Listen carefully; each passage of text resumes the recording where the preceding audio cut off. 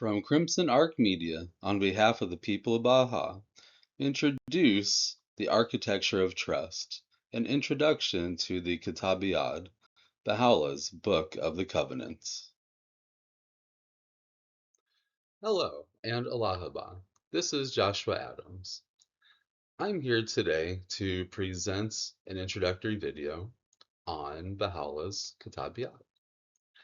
It's going to be a series, I imagine 14 or 15 parts, that will demonstrate how Baha'u'llah's Covenant is more than just a successorship document.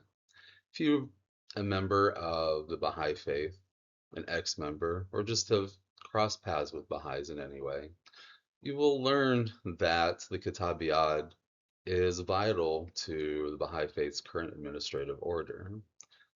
But the book is much more than just a book of successorship. There are many aspects of this covenant that God wishes for us and responsibilities that we and others have towards that. In this introduction, I'm going to go ahead and cover generally what a covenant is. I'm going to outline the trusteeship model that I dig more deeply in my book, Achieving True Liberation, an exploration of the Kitab-i-Ahd, and then move on to wills and testaments in general. This should set the stage for what Baha'u'llah's Book of My Covenant, the Kitab-i-Ahd, is, and help us explore more deeply. So I hope you enjoy this presentation. Take care. So with this introduction, we will go over the continuum of divine trust, which has three components. The first is the covenant, and we'll be going over what a covenant is. After that, we'll be covering trusteeship, which is the leadership model that Baha'u'llah regularly described throughout his writings. And then we'll also cover testaments in general. What is a testament, their purpose, and how to administer them. So let's take a closer look at what a covenant is. A covenant is basically a promise that you will do something and the other person will do something. You can say it's somewhat like a contract, whether it's verbal or written, or an agreement. So in this case, covenant is derived from the authority and will of God. God brings the breath of life that causes all movement throughout all of creation. Every living thing is alive due to this breath. But this breath permeates even things that we don't even consider as living, whether it's atoms, rocks, mountains, the sun. Everything, whether when you zoom in or out, has this perpetual motion and heat to it. And that's from the breath of God. With this creative breath, God makes a promise to it, to everything that it touches, that he will be faithful to his creation. He will act within it with justice. He will act as a shepherd to ensure that the creation flourishes. And on the human level, the covenant describes our relationship to that influence. So in this sense, the covenant is a formal agreement between God and us. And it'll describe our expectations, potential rewards, and what our responsibilities are. So all the covenant really does is, with God's inherent faithfulness, he's really just asking for our own faithfulness in return. We see that God's faithfulness is a universal echo through people throughout history, regardless of where they were in time or location. The slide shows various traditions, such as in Islam or in Native American traditions, of where God promises to return again. Now, with that faithfulness, he asks us to also be faithful to him. That faithfulness on our part is to recognize when God does speak again and to follow what God's will is for that time and that space. When the promise is fulfilled, it shakes all old forms and illusions. So this could be the religious leadership of old may no longer have their leadership positions. What you thought was true before may change, such as the orientation of what direction to pray. But this covenant, this return, it causes a transformation in the moral and social structures of humankind. In the fulfillment of the covenant today, Baha'u'llah regularly describes leadership with a trusteeship model. As you can see on this slide, we compare two different types of leadership models.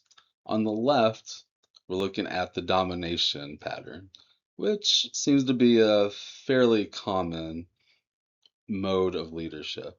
The nature of power is ownership, extraction, and control.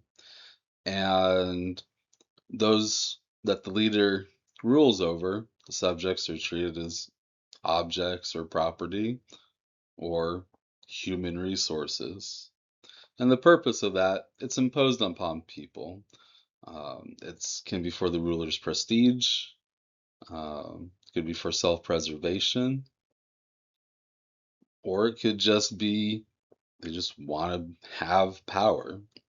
Now, a trusteeship, it kind of turns this, it pivots all this together into a custodial care, where the leader has a trust that they are accountable for. They are stewards. The subjects that they are entrusted to, they still have an inherent dignity and owed protection that the trustee provides.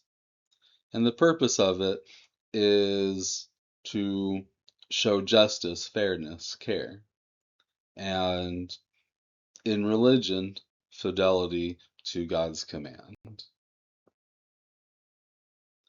In the Kitab-i-Ahd, verse 172, we learn about the sacred trust. The sacred trust is where God shows his role as trustee. We see in the dominion, he serves as the witness. In the kingdoms, he serves as the trustee. And within the realm of power, he serves as the helper. This sacred trust serves as the model for all trusteeship. You can see on this slide what it means to witness. So to witness is to observe reality, acknowledging the inherent rights of those you are entrusted to, and identifying any root causes of any problems or issues without acting as a judgmental observer. The role of a trustee, you assume absolute responsibility, but you are not the benefactor. You recognize the sacredness of the subject and you act as a steward, not for your own personal benefit, but on behalf of those who need help. And that leads into the final role, helper. Once you have witnessed and decided to serve as a trustee, helping is taking any definitive action where you provide support and sustenance, ensuring that the trust flourishes. There are various domains of the sacred trust. This slide demonstrates 4 of these types of trusts, but there are many more. All of these have one thing in common, which are the potentials for power imbalances that can cause one party, the trustee, to be vulnerable, compromised, or their rights to be violated. In achieving true liberation, I outline various rights from a person's conception that could never be violated. So the sacred trust towards children and orphans is an incredible foundation to ensure that throughout the life cycle of a person, we hold each other in trust. Spouses are derived from marriage being a fortress of well-being. A spouse is to be equal trustees of one another. No spouse is ever the property, or one never has more rights over another, even if they have differing responsibilities. On the economic side, we have the destitute, or those who are heavily impoverished. The wealthy and the houses of justice established in each city are supposed to act as trustees of provision. It is not an active and optional charity. We also have the earth. We are to act as stewards as the environment. Animals have their own rights, as do the minerals, such as air, water, dust, and fire. Ecology, it's a sacred trust, and we need to be sure that we do not take without excess. We return equal value, and we continue to ensure that the earth is a place for purification, that it's a sacred home for future generations of children. Now we look at the final trust, wills and testaments.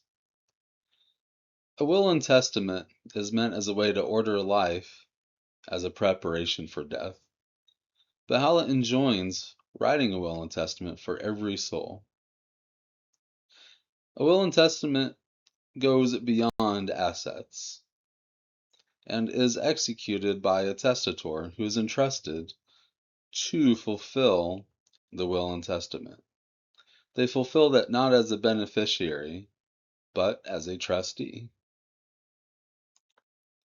A will and testament is to have 5 key components. The first part is the heading, which bears the greatest name. That will anchor the document in divine authority. After that is a declaration that affirms God's oneness, or any other type of unity. It's a final permanent testimony to the oneness of God and His manifestation. Next is your legacy. What do you want to be known for? Provides a specific spiritual footprint that the soul wishes to be remembered for in the worlds of command. Next is the body. Provides the instructions for burial. While many people may choose to have other options, Baha'u'llah does instruct a burial. And then the last part is the distribution and the allocation of inheritance. And it's an intentional distribution of earthly wealth according to the testator's exact wishes, pending, of course, that debts do not expend whatever wealth remains. Now that we know what a covenant is, trusteeship, and a will and testament, that prepares us for what the ultimate covenant is. You see, Baha'u'llah wrote his own will and testament. It's called the Kitab-i-Ahd, the Book of My Covenants.